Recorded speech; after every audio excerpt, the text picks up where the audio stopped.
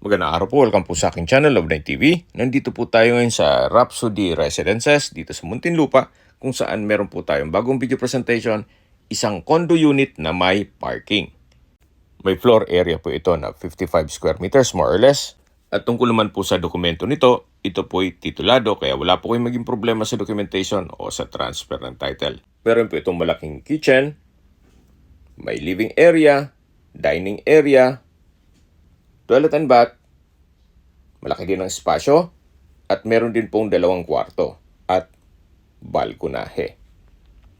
Nasa loob po ito ng isang guarded community na kumpleto din po ang amenities gaya ng clubhouse, swimming pool at marami po pong iba.